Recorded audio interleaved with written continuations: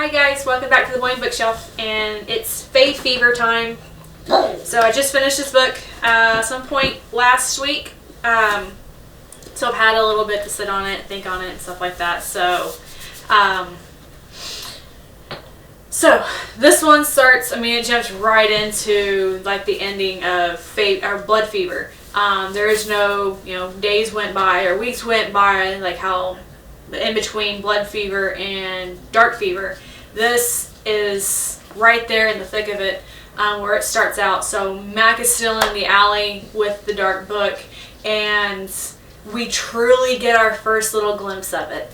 And I love how Moning describes this book. This book is very sentient, so it morphs depending upon who's looking at it. And this book is so like it draws people in. It kind of like, it almost like casts them under a spell almost, it seems. And it draws people in, and when they pick it up, it possesses them and makes them do like acts of or homicidal acts. And then it gets past person to person or whatnot after the acts are done, and it almost like it feeds it. But this book is sentient. It sees Mac and it knows Mac, and it truly, truly terrifies her. So it's really, really awesome. We've been hearing about this book for the past 2 books, so Dark Fever and Blood Fever. And in Faefever we finally get to see this book and just how evil it is. We also get the history of the dark book, which I love, because like where does this book come from? Why is it so bad? How did it get so bad? So we get a little bit more on the history about that. Oh, and by the way, this is going to be full of spoilers because, again, these books have been out for a while. So, and if you are interested in reading it, pause and go back to this after you're done. But anyways, so carrying right along. So yes, we do get some history about it and how the book came into being, and the fact that it was made pretty much by the Unseelie King, against the Seelie Queen's knowledge, wishes. So it's awesome. We do get a little bit of history on that. So the book starts out pretty good. High hopes. One awesome thing, we get to see Mac invent the Mac Halo, which is really weird, but honestly, it's perfect for this character because I don't know, it fits with Mac. So because of the shades and stuff, because like the incident in Blood Fever when Fiona gets shuts down all the lights, opens windows, and the shades come into the bookstore and tries to kill Mac. She's now even more paranoid about the dark, so now she's carrying flashlights with her everywhere. They're becoming cumbersome. She's dropping them. She's realizing that probably not the best case survival with them in her pockets. They need to be on her and like surrounding her. So she invents the Mac Halo, which she goes to a sporting goods store, picks up a bike helmet, flashlights, brackets, batteries, little click-it lights things, and she puts these lights all around the halo, or this helmet, and it casts her in a light of like a halo of light. So it is really, really cool because it's like, oh, perfect. She can now fight, she can run, she can get away, she can do whatever she has to do to survive, all in the presence of light, and make it through. She's not going to have to worry about the shades because the shades cannot enter light. So it was really, really awesome. So I love that we get a little bit more Barons and Mac moments. But it comes with a price, unfortunately, and I feel like Faefever is the one that had more, I don't want to say cringeworthy isn't necessarily the right term because the writing isn't bad. It's the things that Baron does is bad. He is and pardon my language because there's no other way to describe him. He is an asshole. 100% you see exactly how much he is in this book. So, and like one example for that is he, so like one of his more truly assholey moments is right before, so it's right before the ending of the book, right before, you know, things start hitting the fan, and Mac decides to surprise Barrons for his birthday. His birthday is oddly enough on Halloween. Awesome. But not enough to actually, you know, warrant his behavior or even call him a good person. But he's not. But anyways, sorry. Side note. So like, Mac gets him a cake. It's really for her because it's done up for her. She really, really wants this cake. But she gets it on just the reason for Barron's birthday. And she is being a bit more of a smart ass with it a little bit. She knows that he is older than what an average human should be, or not even average, just flat out. He's older than humanly possible. So she's getting candles into Pi 3.14. And I think about then, I mean, they're kind of sort of talking. She already makes it very clear that you know, this cake is really not for him, it's for her. But behalf of his birthday, happy birthday, Barrons. And I feel like maybe he was a little threatened by that, and he smashes the cake in the ceiling. A true asshole move.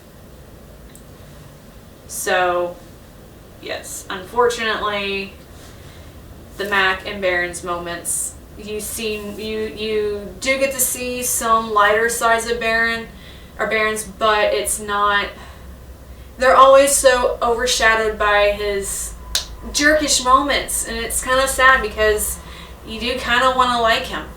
You kind of also don't want to trust him, which makes you want to hate him.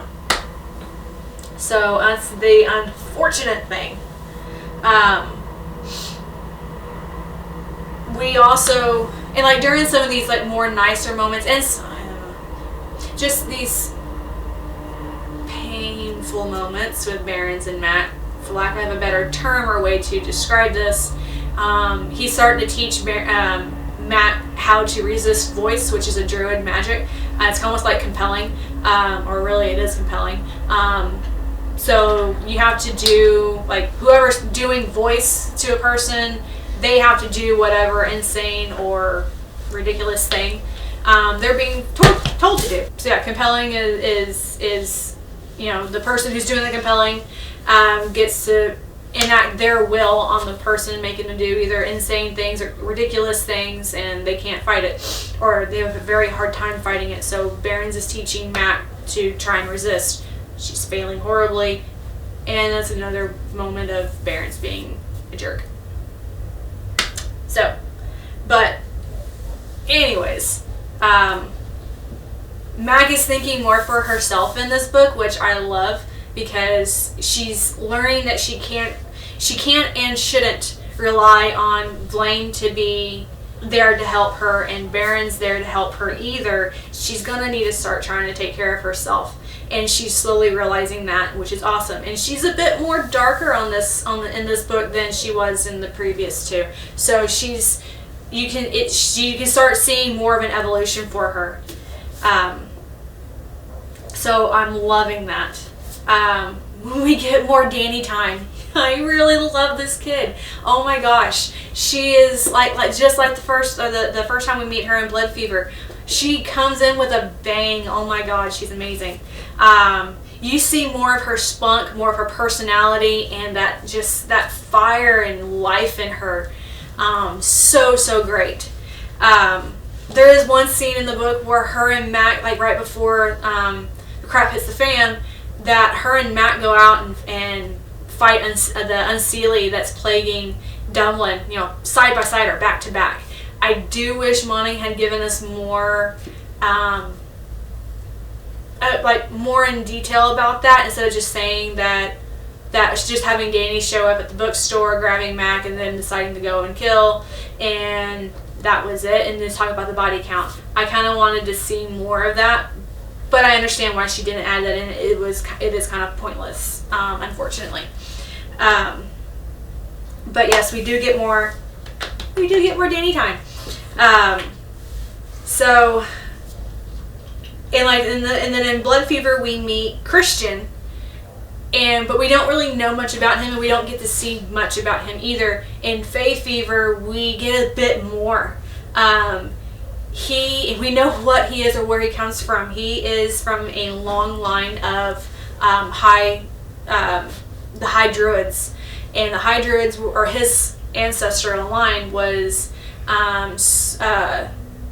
slated to protect the wall, and I'm not meaning like a physical wall where they stand guard. It's they got to do rituals to reinforce the magic of the barrier, the magic barrier between human world and Fae world, and that's where we also kind of learned that the wall is crumbling. It is coming down, and because every single time that Christian's uncles have tried to do the rituals, and they even gotten more into dark ritualistic stuff to strengthen this wall, it has utterly failed. So we learn about him, and he has one really cool trick, which is kind of sort of biting Mac in the ass a little bit. He's a walking lie detector. He just has that. He has that ability. I wouldn't necessarily call it magic, but it kind of sort of is. He can tell when someone's not being truthful, and he definitely calls Mac out on her crap. And unlike Barons, who is an asshole, and we're just gonna keep reiterating that, Christian is nice so far. He is a nice character. He is someone that Mac sees that could potentially see herself like dating or spending more time with, because she does enjoy his company, except for the lie detector part. And not that Mac is a liar, she just doesn't want to completely tell the truth all the time. But who wouldn't?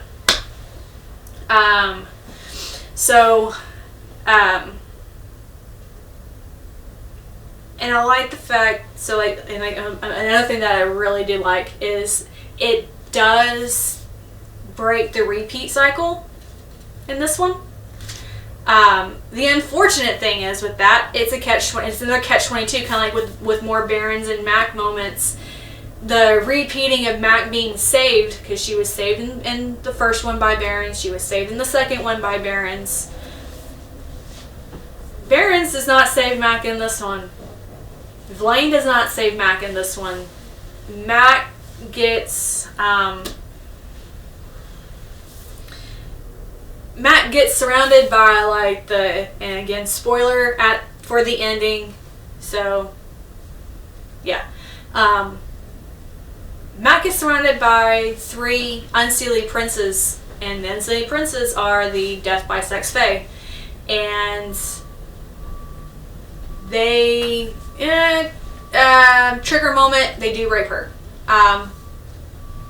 So you really, really, really wish that Barons or Vlaine, somebody was there to save Mac, but no one was there because Barons was out trying to help Christian's family, trying to preserve the wall. Vlaine was a no-show. We don't know why, but he was no longer available. And Danny and the Abbey and all that stuff, they're dealing with their own stuff, trying to protect the wall as well.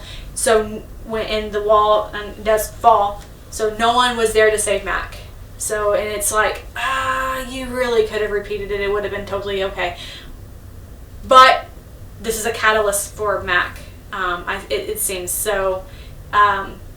Unfortunately, it's a necessary evil that had to happen, I guess, for lack of a better term and way to explain it, at least with this book.